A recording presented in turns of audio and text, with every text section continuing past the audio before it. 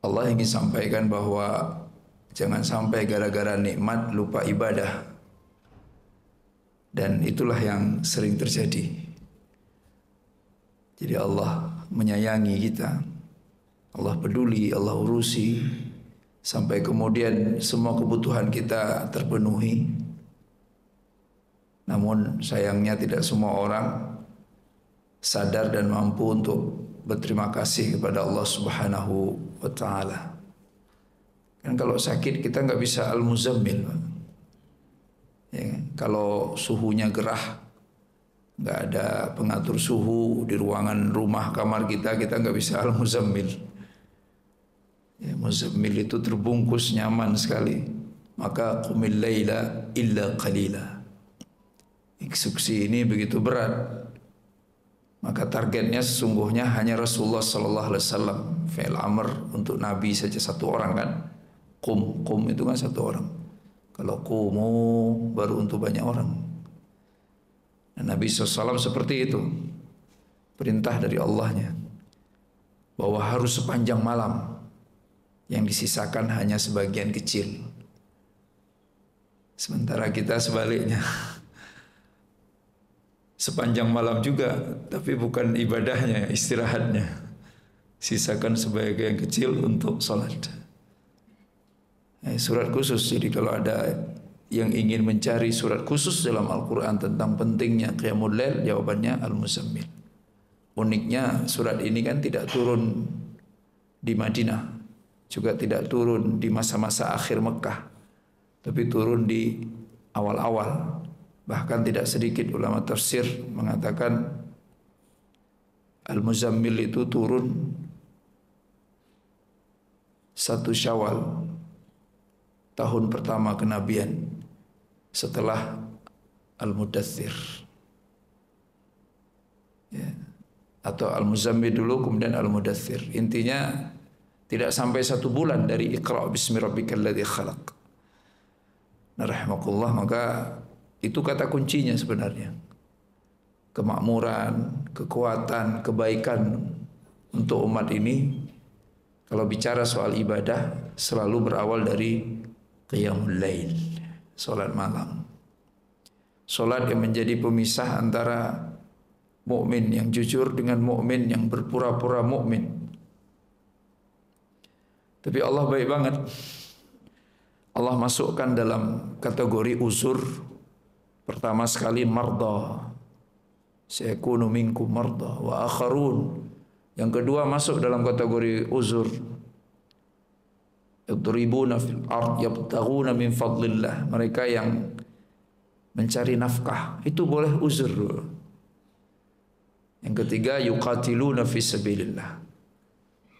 Ini 3 uzur yang kita boleh mengurangi atau tidak sholat malam gitu. Kalau menurut surah Al-Muzammil ini sakit. Yang kedua capek cari nafkah, cari rizki. Yang ketiga karena jihad fisabilillah. Masya Allah. Maka keliru rahimakumullah kalau sampai ada yang berpikir bahwa perkara cari nafkah itu tidak masuk dalam hal-hal yang dibahas oleh Allah dalam Al-Quran. Sehingga tidak sedikit kemudian orang tidak ragu-ragu untuk mengatakan urusan cari nafkah itu dunia. Jangan dihubung-hubungkan dengan agama. Padahal Allah berkali-kali menyebutkan dalam Al-Quran. Nabi juga begitu dalam hadisnya. Yang namanya laki-laki harus bergerak. Dan salah satu ukuran aktivitas laki-laki itu bermanfaat, ia menghasilkan rezeki yang halal. Rahimakumullah. Maka dapat dispensasi. Berarti Allah memberi legitimasi. Kalau enggak ngapain dikasih dispensasi? Cari nafkah boleh untuk mengurangi sholat malam. Rahimakumullah. Tapi bukan tidak sama sekali sholat. Dan kemudian Allah perintahkan di ayat terakhir dalam surat itu, faqra'u ma tayassara min. Allah tahu kamu lelah. Allah tahu kamu sakit. Tapi tetaplah baca Quran. Jangan jauh dari Al-Quran. Ya kan? Lebih-lebih lagi kita sedang lelah sebenarnya, sahih. Kita sedang sakit, kita sedang banyak ujian. Tapi yang terjadi kadang-kadang hari ini seperti itu kan. Orang itu kan terbagi dua, Pak. Ada yang dekat agama ketika keadaannya baik, masjid, ngaji dan sebagainya. Tapi ketika keadaan memburuk, dia jadi jauh dari agama. Sebaliknya ada juga orang yang dekat agama hanya dalam keadaan buruk. Lagi susah hidupnya, lagi ada masalah dalam keluarganya. Dia rajin sholat, rajin baca Quran dan sebagainya. Begitu keadaan hidupnya membaik, dia malah jauh dari agama. Jadi ada dua tipe orang gitu. Terserah kita berada dalam kelompok yang mana. Idealnya rahimakumullah maunya Allah Subhanahu wa taala terus menerus bersama Al-Qur'anul Karim karena ia akan menjaga kita. Nah, faqra'u ma tayassara min, baru kemudian tegakkan salat, aqimus shalah wa atuz zakah wa aqridullaha qardan hasana, pinjamkan untuk Allah pinjaman yang baik. Sedekah maksudnya. Jadi baca Quran, kemudian sholat. Ini gimana sih? Apa nggak salah Allah? Bukannya sholat dulu baru baca Quran. Kualitas sholat hanya bisa dicapai oleh orang yang rajin baca Quran. Itu maknanya. Orang nggak pernah ngaji, Pak. Sholat tok. Biasanya sholatnya sekedar melepas tanggung jawab. Nggak pernah buka Quran. Baca Quran aja nggak bisa. Maka pasti sholatnya nggak akan pernah berkualitas. Siapa yang berkualitas sholatnya? Mereka yang sering bersama Al-Quranul Karim. Indikator sholat itu baik, ia mudah untuk bayar zakat. Indikator sholat itu baik, ia mudah untuk meminjamkan kepada Allah dalam bentuk sedekah. Masya Allah. Semoga rahimakumullah kita semua bisa mengamalkan apa yang selalu dibaca oleh imam-imam kita dalam setiap sholat berjamaah kita. Rahimakumullah. Tema kita hari ini tentang keberkahan negeri Syam. Aslinya subuh ini kita masuk ke setelah kemarin Al-Mu'minun harusnya surah An-Nur. Ya. Tapi mungkin ini karena Pak Kis sudah lama WA saya nanya, Ustadz nanti tema kita apa? Nah, saya nggak balas-balas, lupa saya habis saya baca nggak dibalas. Dan beliau tawarkan, Ustadz ini aja dibahas ini karena kita sedang saudara-saudara kita di sana sedang menghadapi banyak ujian. Rahimakumullah, Syam. Pertama secara geografis, ya, Syam itu sekarang Jordania, Palestina, Suriah dan Lebanon. Ya, masuk 4 negara itu. Rahimakumullah. Nah, Syam itu terkenal tempat atau negeri para nabi. Ya, sejarahnya peninggalan sejarah yang ada di sana membuktikan itu. Bahkan nggak perlu lihat kepada peninggalan-peninggalan dalam bentuk kebendaan, tapi peninggalan manusianya. Orang Syam itu sangat identik dengan agama langit. Ya. Kita nggak akan nemu di Syam itu orang agama selain agama langit.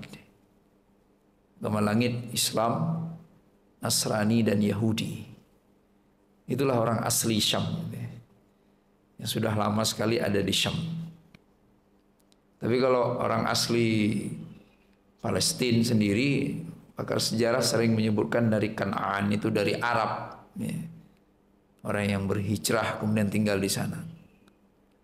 Nah, rahimakumullah, maka negeri ini direkam di dalam Al-Quranul Karim. Rekamannya lengkap sekali. Mulai dari suasana iklimnya yang sangat menyenangkan, ya, warganya, tanahnya, jadi berkah semua rahimakumullah. Agak susah sebenarnya kalau hanya dari perspektif surah Al-Isra. Tapi nggak apa-apa, Bapak dimuliakan Allah Subhanahu wa taala, karena memang berawal dari apa yang Allah sampaikan di ayat pertama surah Al-Isra. A'udzubillahi minasyaitonir rajim. Subhanalladzi asra bi'abdihi lailan minal masjidil haram ilal masjidil aqsa alladzi barakna haulahu linuriyahu min ayatina innahu huwas samiul basir. Sesungguhnya Allah Maha mendengar lagi Maha melihat. Maha suci Allah yang telah memperjalankan hambanya. Isra. Ya. Kalau Mi'raj kan ke langit, Isra. Allah pilih dari Masjidil Haram bukan ke kota Madinah. Karena kota Madinah itu kemuliaannya, keutamaannya baru hadir setelah Nabi pindah ke sana. Ditandai dengan berubahnya nama kota itu dari yang tadinya Yathrib menjadi Madinah. Apa makna Madinah? Madinatun Nabi maksudnya, kotanya Nabi, makanya diberi nama dengan Madinah. Ya. Jadi sebelumnya ya kota biasa aja, rahimakumullah. Makanya waktu hijrah, Bapak lihat ulama sejarah itu sering menyebutkan bahwa perjuangan Nabi itu tidak mudah karena orang Madinah itu kan orang Ansar. Ansar itu artinya nolong. Orang yang sampai-sampai melupakan kebutuhan diri sendiri saking pedulinya kepada saudaranya, itu Ansar. Direkam di dalam Al-Qur'anul Karim. Nah, rahimakumullah, salah satu tugas Nabi adalah memastikan orang Ansar ini bebannya nggak berlebih. Karena secara ekonomi mereka jauh di bawah orang Mekah. Potensinya sekaligus juga kemampuannya. Maka bapak-bapak lihat, yang terkena dalam sejarah orang kaya dari sahabat Nabi siapa? Utsman, Abdurrahman bin Auf. Itu orang mana? Orang Mekah. Orang Mekah itu punya potensi luar biasa dalam hal berbisnis. Kita nggak sanggup pikir itu, Pak. Gimana caranya? Orang hijrah itu kan nggak bawa apa-apa, Pak. Nggak bawa modal. Nggak kayak sekarang kalau pindah tempat kan surat menyurat bisa dibawa, bukti kepemilikan dan sebagainya. Dulu kan nggak bisa. Apalagi kalau harus sampai jual dulu. Ketahuan mau hijrah, bisa-bisa dibunuh. Perang Mu'tah. Begitu masuk 8 tahun di Madinah. Sahabat kayak model Abdurrahman bin Auf itu, Pak, sedekahnya kalau dikonversi sekarang dengan uang kita nyaris menyentuh angka 1 triliun. Cuman berbisnis 8 tahun. Lah kan beneran nggak bawa apa-apa kan, istri juga enggak kan? Kisah itu pasti bapak-bapak sudah hafal kan? Dipersaudarakan dengan salah satu Ansar. Terus Nabi tahu Abdurrahman bin Auf jago dagang, maka yang dipilih Ansar yang banyak duit. Kata si Ansar itu, istriku, silahkan engkau lihat mana yang engkau sukai, aku ceraikan, masuk dia masa iddah, setelah itu nikahilah. Kata Abdurrahman, enggak usah. Hartaku setengah untukmu. Enggak. Tunjukkan saja di mana tempat dagang, pasar. Nah, rahimakumullah, 8 tahun nih enggak punya modal apa-apa. Bahkan istri pun enggak punya. Di pasar itu dapat istri, dapat dagang, dapat uang. Nah, rahimakumullah, jadi ini beban yang dialami oleh Rasulullah SAW. Nah, jadi Madinah itu kita ingin sampaikan tentang Madinah. Baru terkenal setelah Nabi pindah ke sana, maka namanya tidak lagi Yathrib namun Madinah. Madinatun Nabi, kotanya Nabi SAW.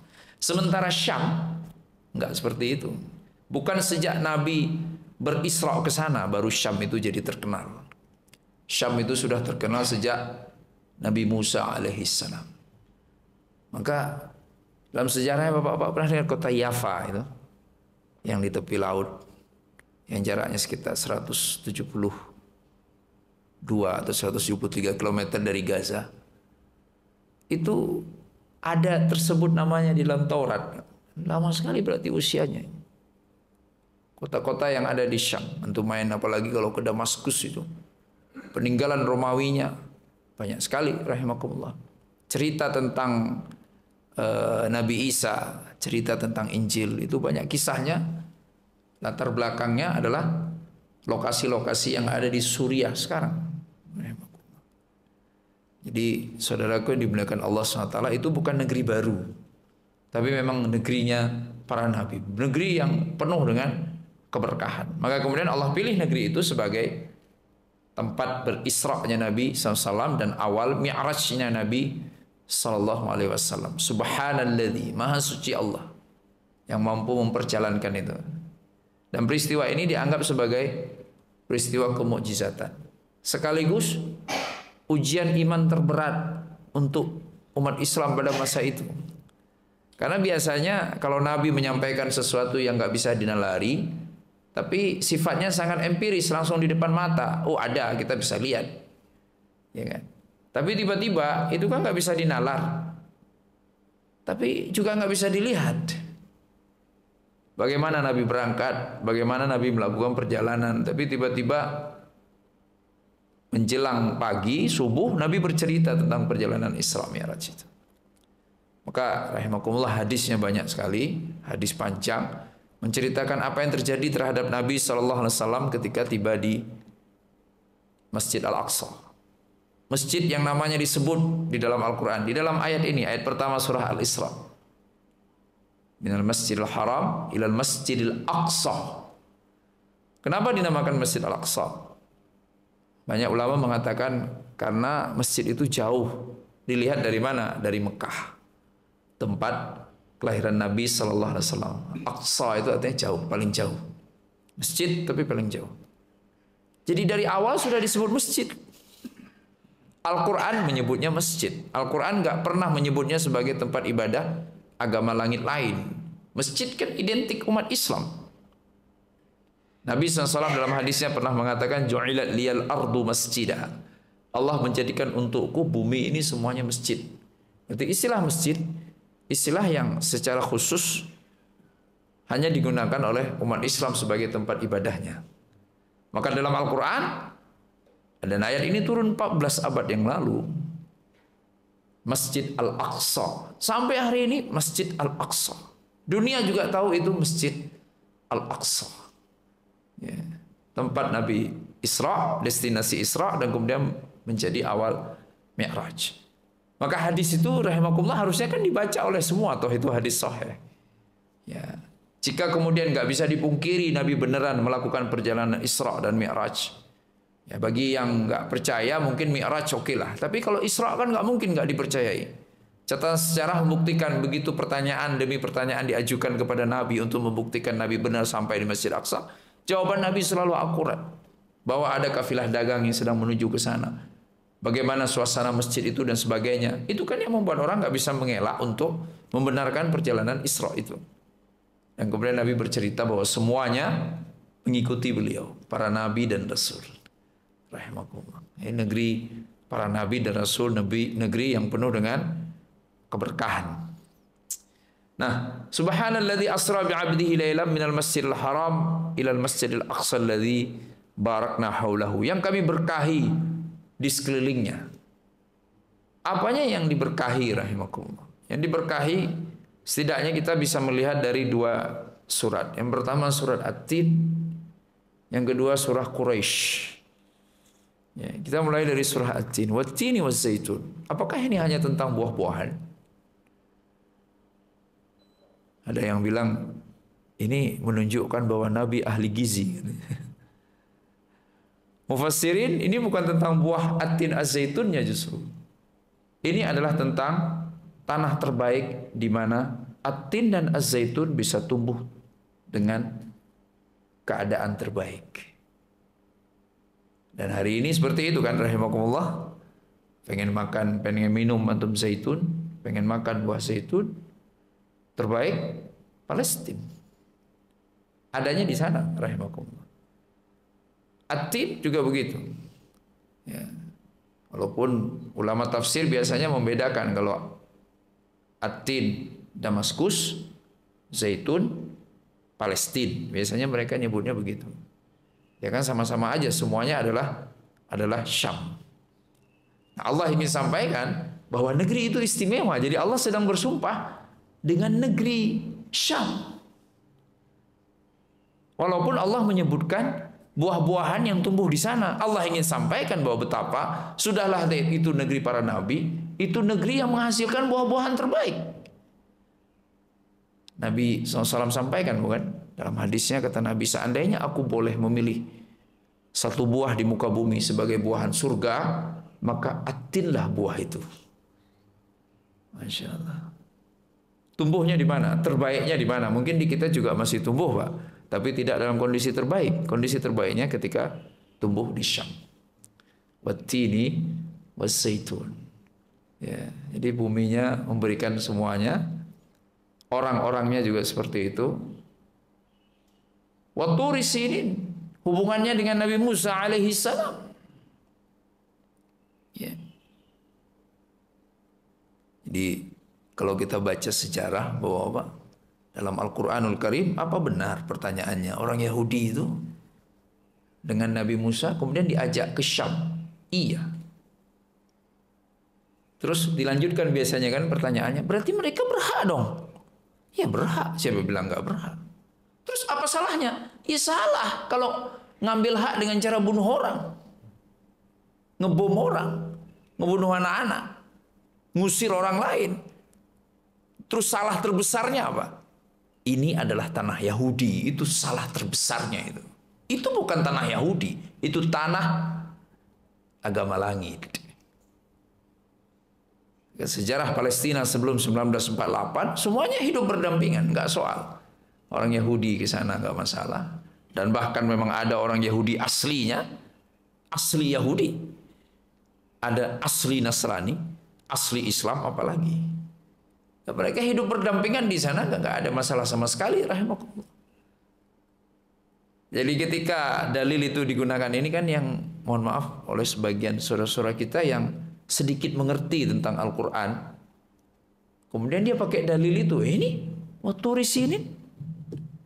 Kan dah habis dari Tur Sinai, Nabi Musa nerima wahyu dari Allah, kaumnya kan diajak masuk ke hadhil qaryata, kampung ini. Kampung itu di mana? Di Syam. Terus apa salahnya orang Yahudi? Nggak ada yang salah memang. Nggak ada yang nyalahin orang Yahudi di sana. Yang salah itu tindakan mereka, rahimakumullah. Antum ada tinggal di Taman Permata Cikunir, rumah-rumah dia, salah nggak? Nggak salah. Tapi yang salah adalah begitu dia masuk ke rumahnya, dia dengki sama semua orang. Dia usir-usirin orang, tolong yang dekat-dekat rumah saya agak dimundurin, kayak pagarnya agak digeser gitu. Atau dia punya target apa? Pelan-pelan yang boleh tinggal di sini cuma saya aja. Saya pelan-pelan akan gugat semua kepemilikan orang lain di sini. Itu yang jadi soal kan. Perkara dia datang ke sini karena emang dia punya tanah, nggak masalah. Jadi saudaraku yang dimuliakan Allah Subhanahu wa taala, ini kadang-kadang dalil yang hari ini tidak dipahami dengan baik sehingga ada sebagian orang mengatakan, kan Quran menyebutkan itu. Faku udkhulu hadhil qaryata fakulu minha haitsu syi'tum ragada, itu di awal Al-Baqarah. Masuk desa ini, makanlah apa itu, desa apa itu? Asyam. Syam. Tapi apakah ada perintah usir penduduk di sana? Justru apa yang terjadi rahimakumullah? Kan begitu Nabi Musa ajak. Makanya kadang-kadang enggak semua ayat dibaca. Ada kan? Udkhulu anta, masuklah engkau wahai Musa bersama Rabbmu, faqatila wa nahnu huna qa'idin. Dan kami di sini duduk-duduk aja. Itu masuk ke mana, Pak? Masuk ke Syam. Ini diajak sama Nabi Musa. Kan sudah selamat dari Fir'aun, nyebrang Laut Merah, di Bukit Tur Sinai rumah wahyu. Kemudian kita lanjutkan perjalanan. Kan lurus itu Ma'bar Rafah kan? Yang sekarang alhamdulillah kemarin udah dibuka, udah truk-truk sudah masuk. Nah itu masuk ke sana, mereka nggak mau. Bilangnya ke Nabi Musa apa? Anda saja Musa. Karena ada penduduk aslinya, kami nggak mau cari masalah. Padahal yang ngajak siapa? Yang ngajak Nabi yang menyelamatkan mereka dari kezaliman Fir'aun. Itu jawabannya. Idhab anta wa rabbuka faqatila. Pergilah engkau bersama Tuhanmu, berperanglah di sana. Nanti udah aman baru kami masuk. Begitu ngomong ke nabinya. Ini dalil kuat sekali rahimahullah. Anda, kelompok Anda, kaum Anda, dulu waktu diajak oleh Nabi Anda nggak mau masuk. Anda takut diperangi, berarti Anda mengakui ada orang asli di sana. Buktinya dulu nggak mau masuk, kok sekarang ngotot dan merasa ini kampung Anda sendiri. Rahmatullah. Maka ayat kan harus dibaca semua, jangan secara parsial.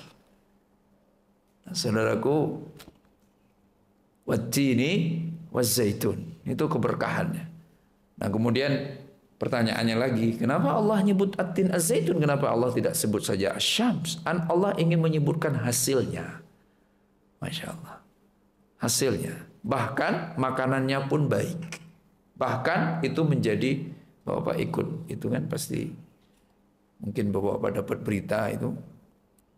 Kan selalu ada lembaga internasional yang melakukan pengujian jenis makanan mana setiap tahun yang terbaik, dari bangsa mana, dari negara mana. Udah beberapa tahun terakhir yang keluar selalu negara-negara yang ada di Mediterania, laut tengah itu.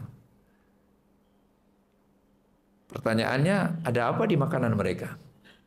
Jawabannya selalu ada zaitun. Palestina kan termasuk memiliki laut itu kan? Kan pantainya langsung pantai Mediterania, dia nggak punya pantai ke Laut Merah atau pantai ke Laut Teluk.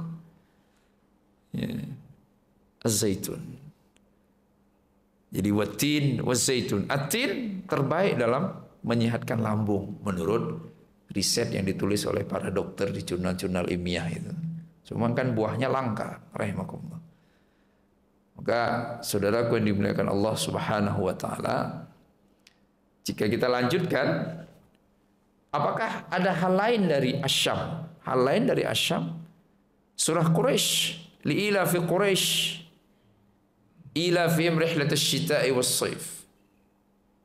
Ilaf, perjalanan suku Quraisy, suku yang diistimewakan oleh Allah Subhanahu wa taala. Suku kalau yang bahasa anak muda sekarang tidak pernah gagal dalam hal dagang. Quraisy.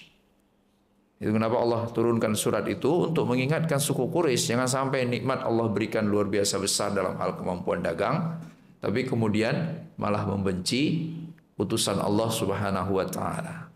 Perjalanan ada Syamnya di situ. Rihlatasy syita'i was-shaif, perjalanan pada musim dingin dan musim panas. Musim dingin ke Yaman, musim panas ke Syam. Ternyata Syam jadi destinasi bisnis. Kalau kita baca sirah nabawiyah atau hayatus sahabah, hampir semua yang namanya dagang mereka ke sana kan. Termasuk Nabi kita Muhammad SAW, termasuk Abu Thalib dan yang lain-lainnya. Ya, pulang Abu Sufyan waktu dicegat menjelang lembah Badar itu juga pulang dari Syam. Terkenal sekali rahimakumullah. Nah, ada yang nanya gini Bapak-bapak, itu kan dulu katanya. Sekarang kan Syam udah nggak ada apa-apa lagi. Berkah di mana? Kalau zaitun dan atin oke lah masih ada. Tapi ayat li'ila fi Quraisy ila fi rihlatasy syita'i was-shaif udah nggak berlaku lagi. Berlaku rahimakumullah. Dulu lagi saya kuliah di sana, kuliah di Mesir.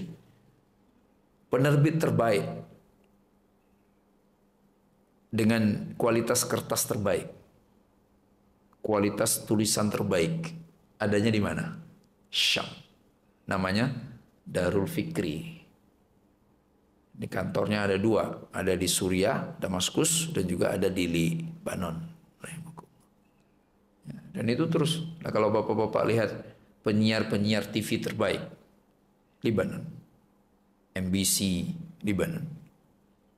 Jadi rahimakumullah, kalau kita jujur mau baca sejarah mundur ke belakang sedikit, tadinya Teluk nggak ada apa-apanya. Ya. Dari sisi kemajuan keduniaan, bicara dagangan keduniaan, tapi Syamlah pusatnya. Tanahnya subur, iklimnya bagus, tidak terlalu panas. Walaupun mereka berada di musim panas, masih tetap bisa dagang dan kemudian bertemu semua peradaban di sana. Alladzi barakna haulahu. Nah, pertanyaannya, rahimakumullah, apakah berhenti di sana? Ternyata enggak. Ternyata Allah sediakan di negeri Syam kesempatan untuk masuk surga dengan jalan pintas, yaitu mati syahid. Nabi kita, Bapak pernah menyampaikan, orang kalau meninggal dan sebelum meninggalnya dia tidak bercita-cita untuk mati syahid, maka ia meninggal dalam keadaan munafik. Bayangkan. Kita kadang-kadang lupa kan, atau takut. Masa sih mati syahid? Padahal Nabi minta kita punya cita-cita mati syahid. Terus meninggalnya dalam keadaan apa? Terserah aja, karena kata Nabi, begitu ia bercita-cita mati syahid dan meninggal tidak dalam keadaan syahid, maka ia memperoleh pahala syahid. Kita nggak tahu kan, rahimakumullah, kita ngelayat si bapak itu meninggalnya baik aja di rumahnya, tapi nggak tuhnya dalam hati beliau, saya pengen mati syahid, saya pengen mati syahid, dapat pahala syahid. Masya Allah. Nah, di mana tempat di muka bumi ini yang paling mudah untuk kita mengakses kemungkinan mati syahid? Jawabannya Syam, Palestina itu. Makanya dulu kan juga perang salib itu terus di sana kan, berabad-abad itu. Banyak konfliknya di sana. Tapi itu negeri berkah. Selama bisa jaga diri, tidak memihak kepada kelompok yang salah. Antum bayangkan, Pak, apa mungkin kalau kita di sini pengen mati syahid, tapi badannya lemah, nggak bisa masuk tentara kan?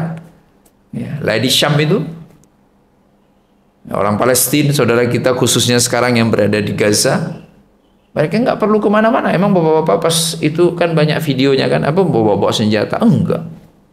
Itu banyak bapak-bapaknya kepala rumah tangga, istrinya ibu rumah tangga, anak-anaknya anak-anak biasa. Tapi mereka dijemput kesyahidannya oleh Allah Subhanahu wa taala. Banyak sekali ulama menafsirkan ayat ini, alladzi barakna haulahu, itu dengan perspektif itu, mudahnya mendapatkan akses syahid. Ya, bunuh diri haram di dalam Islam. Wala tulqu biaidikum ila tahlukah, tetapi syahid harusnya menjadi cita-cita setiap mukmin, karena itulah pahala tertinggi yang bisa didapatkan ketika menjelang ajalnya. Jadi cara meninggal terbaik rahimakumullah itu mudah sekali bagi warga Palestina. Maka saudaraku yang dimuliakan Allah Subhanahu wa taala, jika kita kembali ke surah Al-Isra, kajian kita pada hari ini, saat Allah menyampaikan subhanalladzi asra bi'abdihi lailan, maha suci Allah yang memperjalankan hambanya, ada beberapa hal yang harusnya menjadi pelajaran buat kita pada hari ini ya, setelah kita tahu banyak tentang negeri Syam itu. Yang pertama sekali, Allah maha suci, Allah maha besar, Allah maha menguasai, Allah maha segala-galanya rahimakumullah. Jadi terimalah fakta itu. Fakta kadang kita harus bahagia, fakta kita kadang-kadang harus sengsara. Ya kan, benar kita harus bantu saudara kita di Gaza, tapi kemudian kalau tiba-tiba merasa putus asa, pesimis dengan kemajuan umat ini, itu bukan tipikal umat Islam rahimakumullah. Apalagi kalau sampai keluar, terlontar dari lisannya ungkapan-ungkapan yang menggantungkan keselamatan warga Palestina kepada aktivitas kemanusiaan. Kita wajib berusaha, tapi mengatakan tidak mungkin mereka terbebaskan dari penjajahan dengan alasan-alasan manusiawi, maka itu sesuatu yang keliru rahimakumullah. Ya. Harusnya yakin, seyakin-yakinnya ke Allah subhanalladzi.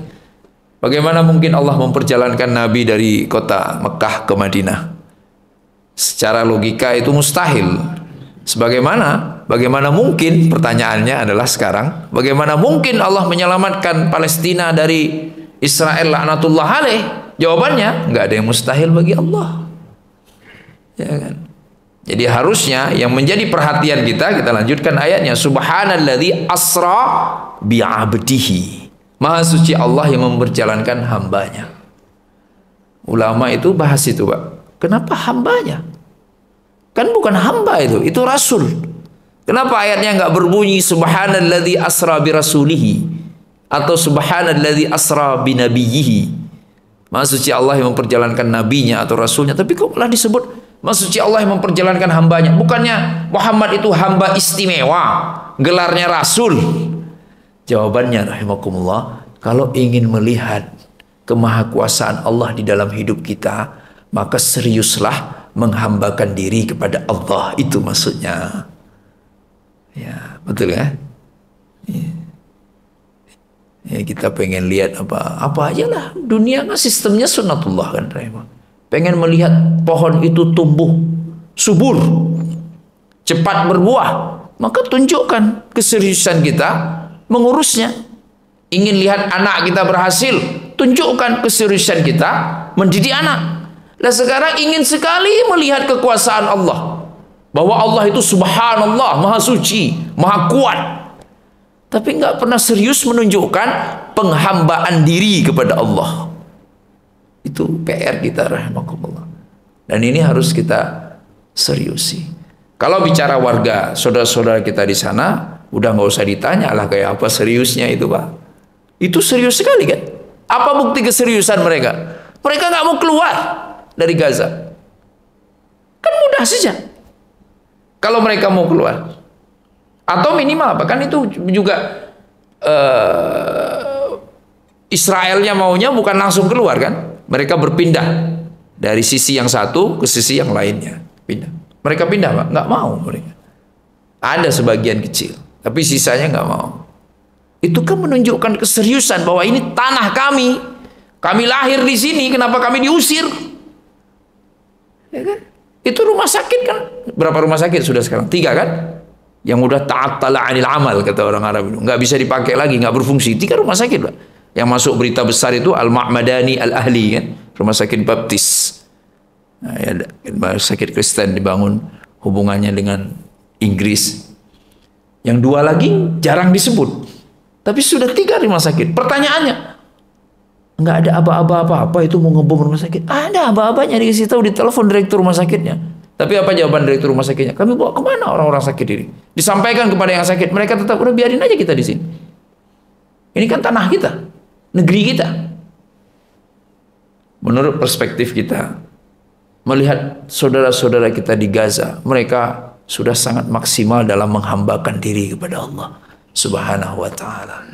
Kalaupun ada yang gak maksimal, biarlah mereka yang mengevaluasi dirinya sendiri. Tapi kita rahimakumullah sekarang, pertanyaannya kan, sudah maksimal belum menghambakan diri kepada Allah dalam rangka membantu saudara kita di sana? Itu yang jadi persoalan kita itu. Ya kan? Kita selalu ingin, ya Allah, semoga ada kuasa Allah. Coba Bapak-bapak. Mohon maaf, tanpa mengurangi rasa duka yang dialami oleh saudara-saudara kita yang kadang-kadang ditimpa musibah, ada kan? Mungkin kita nonton di TV atau baca di surat kabar, tiba-tiba ada keluarga yang berkomentar apa? Semoga ada keajaiban. Misalnya dikabari bahwa semua yang ada di sana dipanggil oleh Allah. Yang ada dalam kendaraan itu. Tiba-tiba ada keluarga yang ngomong, saya masih yakin semoga ada keajaiban. Sedihnya apa Bapak? Yang ngucapin itu Islam. Emang keajaiban itu diciptakan oleh siapa? Kenapa nggak ucapkan saja bawa-bawa nama Allah? Senang dong Allah. Semoga Allah selamatkan. Saya akan terus minta sama Allah sampai kemudian jasadnya ditemukan. Semoga ya Allah ditemukan dalam keadaan selamat. Tapi enggak, komentar banyak orang Islam, semoga ada keajaiban. Seolah-olah keajaiban menciptakan dirinya sendiri. Gak serius kita menghambakan diri kepada Allah, tapi kita serius sekali berharap Allah menunjukkan kuasanya. Mana mungkin? Ini dalilnya. Subhanalladzi asra bi'abdihi. Baru Allah beri subhanallahnya terwujud jika si hamba benar-benar menghambakan diri. Nabi kita Muhammad SAW, jangan tanya bagaimana penghambaan dirinya kan, luar biasa. Maka banyaklah terjadi keajaiban yang diberikan oleh Allah kepada Nabi Muhammad SAW. Maka ulama kemudian sepakat mengatakan, kenapa Allah menyebut Nabi dengan panggilan abdun? Karena kondisi terbaik seorang hamba di hadapan Allah hanya ketika ia merasa sebagai hamba Allah.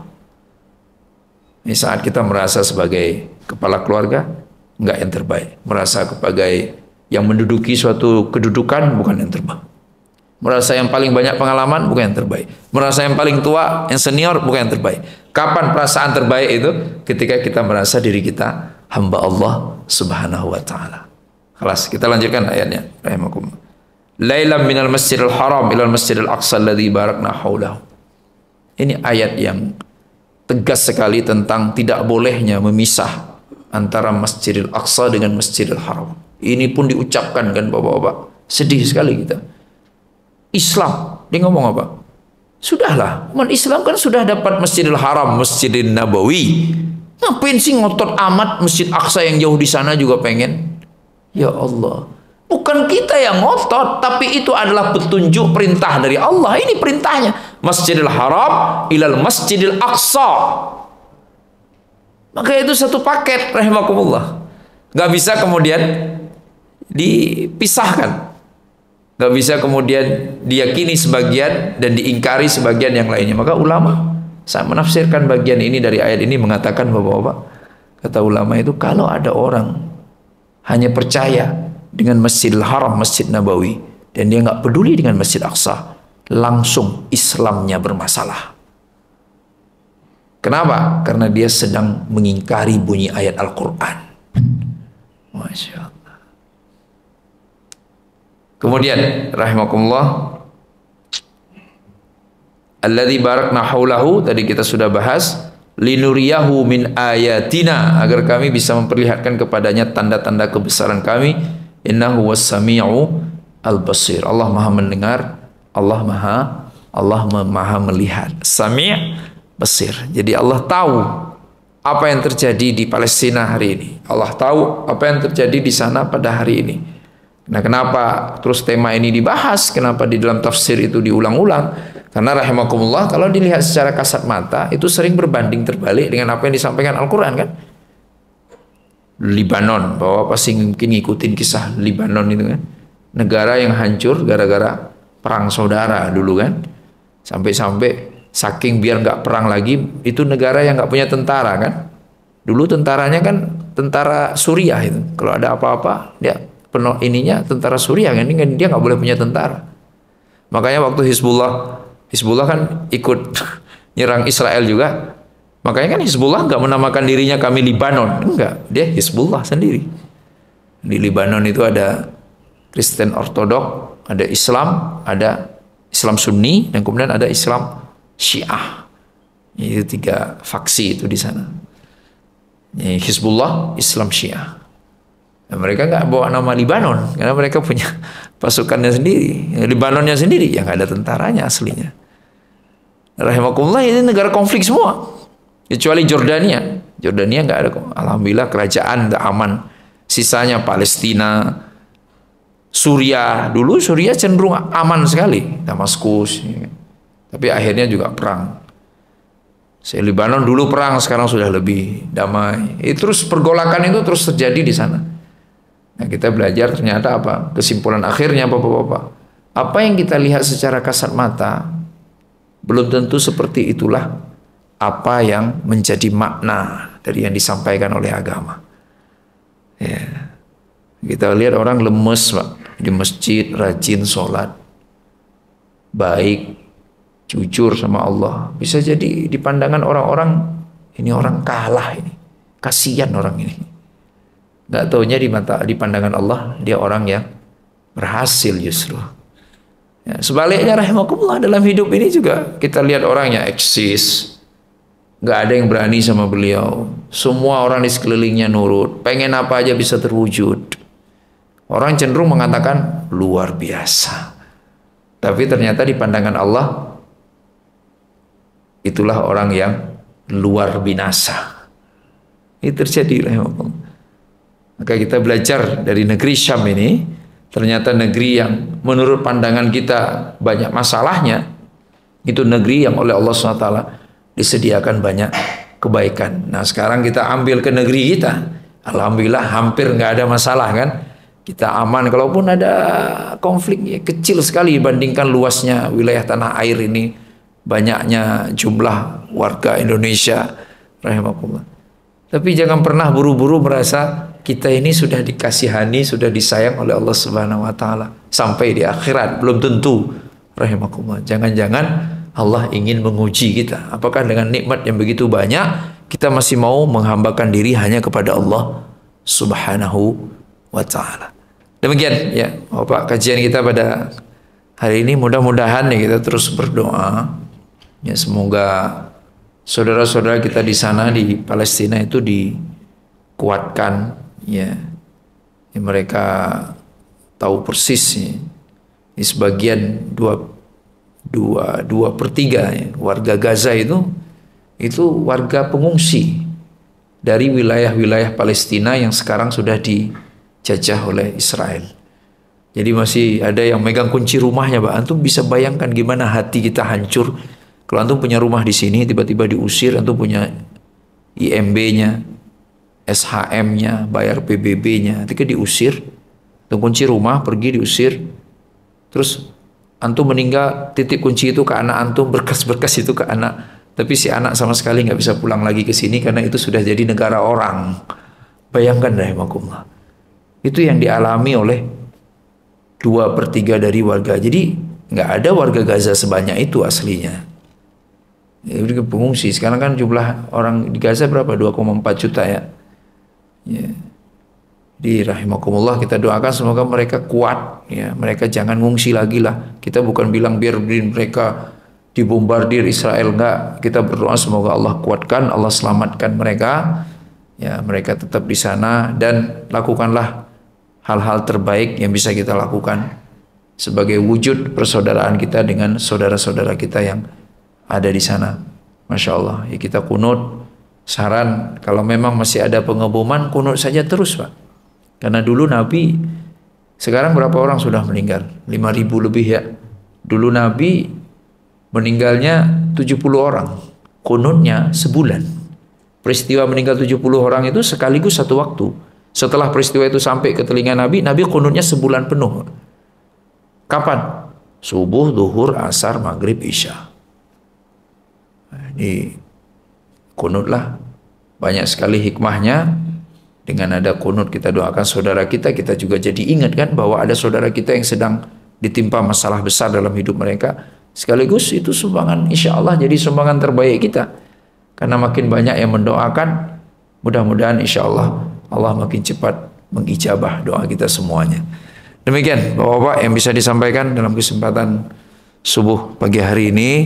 Semoga insya Allah sekali lagi peristiwa-peristiwa yang terjadi di tengah-tengah umat ini mendorong kita untuk lebih baik lagi menghambakan diri kepada Allah Subhanahu wa taala, karena nggak mungkin kita bisa menyaksikan kemahakuasaan Allah kecuali kalau kita serius menghambakan diri kepada Allah Subhanahu wa taala. Dan untuk warga Gaza itu Masya Allah, antum ingat kan, roket itu bukan kali ini kan, sebelumnya sudah yang perang sebelumnya roket juga. Waktu itu hampir nggak ada yang tembus, banyak sekali yang tertahan oleh apa namanya itu. Jadi ditembakkan ya, jadi meledak di udara, jadi jatuhnya udah jadi puing-puing saja. Sekarang Masya Allah, kabarnya lebih banyak yang bisa mendarat dibandingkan yang tidak. Kok bisa? Mereka makin hebat, pertolongan Allah. Kenapa Allah beri pertolongan? Karena mereka mau berjuang, mau menghambakan diri kepada Allah, ya kan? Dia bukan mau narsis dan sebagainya. Maka hati-hati, sedih sekali sebenarnya dengar sebagian orang gak ragu-ragu mengaitkan antara Hamas dengan Syiah. Gak gampang Bapak-Bapak. Gak bisa orang kayak dulu pernah ada, saya masih kenal orangnya. Dia nulis buku, Syiah itu kalau sholat Allahu Akbar tangannya gak dilipat katanya. Fikih Maliki Pak, tangan nggak dilipat. Di mazhab Maliki lipat tangan begini nggak sunnah. Jadi orang Maliki salatnya Allahu Akbar.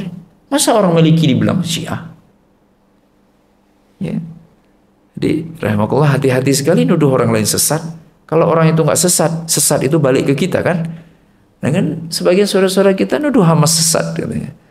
Ada yang nuduh Hamas diciptakan oleh Israel. Ada yang nuduh Hamas ngapain dibantu, mereka dekat sekali dengan Syiah dan sebagainya. Padahal mereka nggak pernah sekalipun ketemu langsung orang Hamas, nggak pernah lihat bagaimana mereka beribadah. Gimana caranya nuduh orang itu sesat kalau kita nggak tahu gerak-geriknya, nggak tahu kesehariannya? Kan nggak mungkin. MUI aja nggak asal-asalan mengeluarkan fatwa sesat. Tapi tiba-tiba ada orang ke Palestina nggak pernah, ketemu orang Hamas nggak pernah, buat kesimpulan Hamas sesat. Naudzubillah min dzalik. Padahal untuk jadi prajuritnya Pak, nggak hafal Quran nggak diterima. Itu kan syarat nomor satunya. Hafiz baru bisa lulus. Hafal Quran itu sunni. Nggak ada tren hafal Quran di Syiah. Dan kalau dibilang hafal Quran, ya Quran kita bukan Quran yang biasa dipakai di Syiah. Quran kita yang jumlah suratnya 114, juznya 30, jumlah ayatnya 6.600-an sekian. Rahimakumullah. Jadi saudaraku, semoga persepsi kita makin lurus. Kita serius menghambakan diri kepada Allah SWT. Mudah-mudahan yang pertama tentunya dengan segala peristiwa ini kita memohon agar Allah jaga negeri kita, agar tetap baik-baik saja, agar kita bisa beribadah dengan baik. Allah jaga silaturahim kita Pak. Makin hari makin sayang kita sama saudara kita. Jangan kalau berteman itu Pak, bersaudara itu lebih mudah ketemu salahnya daripada benernya. Itu kita berarti sudah dikendali setan itu. Nah, ketemu orang itu langsung lihat salahnya. Nggak ada tren begitu di sahabat. Sahabat itu, sahabat Nabi selalu kalau ketemu orang baik sangka dulu. Kapan buruk sangka? Kalau dia beneran udah buruk, kelihatan buruknya. Ini kita sekarang kadang enggak. Kalau ketemu orang buruk sangka aja dulu. Ini orang nggak bener. Nanti kalau dia ada baik baru kita anggap baik. Ya, itu prinsip yang keliru. Semoga ada manfaatnya. Kita tutup dengan, nggak ada pertanyaan kan, Bapak? Nanti sambil sarapan aja insyaallah. Kita tutup dengan kafaratul majlis. Subhanakallahumma bihamdika asyhadu an la ilaha illa anta astaghfiruka wa atubu ilaik. Billahi taufiq wal hidayah. Assalamualaikum warahmatullahi wabarakatuh.